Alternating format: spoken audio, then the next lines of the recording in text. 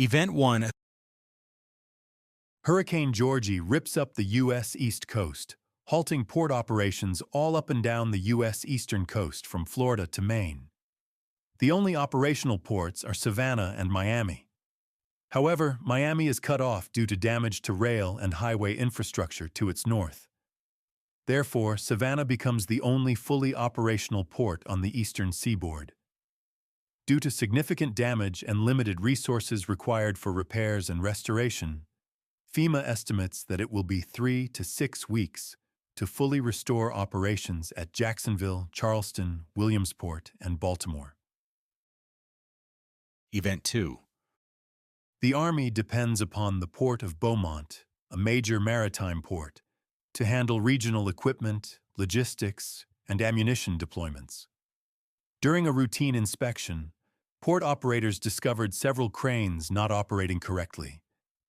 The control systems appeared to have been tampered with, causing malfunctions that could severely hamper cargo unloading operations.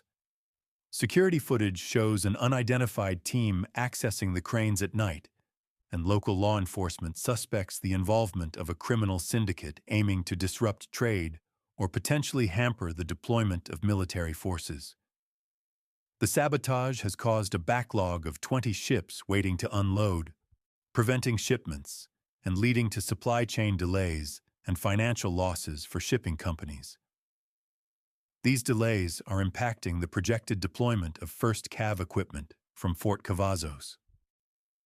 The Department of Homeland Security issues warnings, including increased security threat levels, while the intelligence community gathers additional information to determine the threat's intent.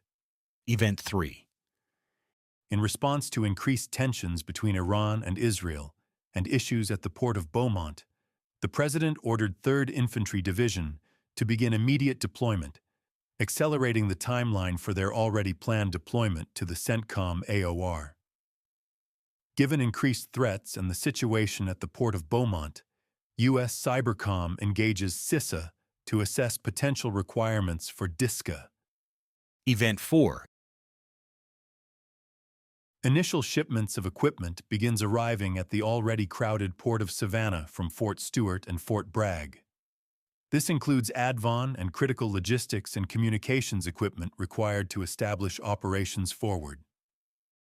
Event 5. During deployment staging operations, the 3rd Infantry Division Command Group learns that port operations are severely delayed at the Port of Savannah. In response to questions from the Army Western Hemisphere Command about delays in movement, the 3rd IDCG reports that, according to his movement officers, multiple foremen were forcefully logged out of their accounts. They claim that their passwords were changed by someone else, and they cannot reset them because their security question answers have also been altered. Rumors begin to spread about a sophisticated cyber attack by a competent hacking group. Event 6. Another attack targeting the Maritime Ports Management System located at Long Beach, which oversees cargo tracking and vessel scheduling for all shipments to and from the Pacific region. The attackers gained access to the system, deleting critical data, falsifying schedules, and corrupting data, which led to chaos in port operations, including the movement of DoD equipment and supplies bound for the Indo-Pacific region in preparation for future operations. The attack has delayed 40% of vessel movements, causing a backlog of cargo and a $10 billion loss in revenue. The hackers are still active in the system, and concerns persist that they could escalate their targeting to other port systems, such as security or navigation systems. Event 7. RFIs begin to flow into Army Cyber from U.S. Northcom, Army Western Hemisphere Command, and HQDA regarding issues at the Port of Savannah. Currently, there are no requests from the Georgia Port Authority or CISA for assistance. The commander, U.S. Cyber Command, has requested an update. Event 8. At the Port of Savannah, additional operators report being logged out of their accounts. They report that their passwords and security question answers have been changed, so they are unable to reset their accounts. Event 9. Vessel traffic controllers in the harbor master's office notice a vessel appearing to start into the port via the Vessel Traffic Information System.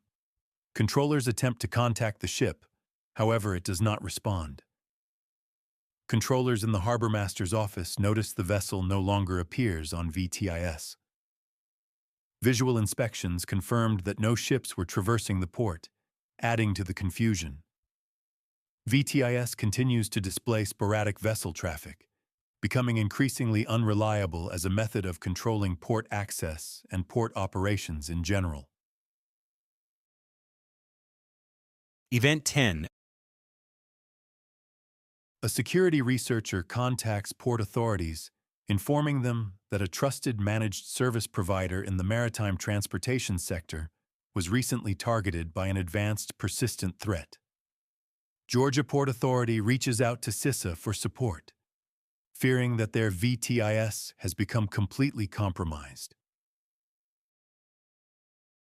Event 11.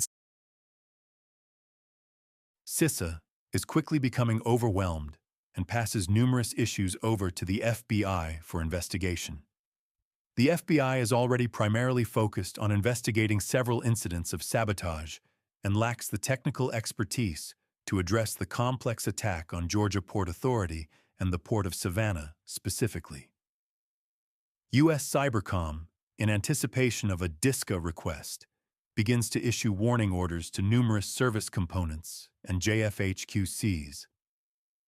U.S. Cybercom issues a Be Prepared To warno to Army Cyber and JFHQC Army to support U.S. Northcom's request for assistance with frustrated deployment operations in Savannah. Event 12. Finally, Customs and Border Patrol has identified a container that appears to be emitting strong RF signals at the Port of Savannah. Discussion. Now, let's discuss the implications of these events on Army Cyber. What authorities does Army Cyber need before activation of the Be Prepared To order? What additional authorities must be included within the activation of the Be Prepared To order? What cybersecurity threat information does Army Cyber need to sufficiently respond?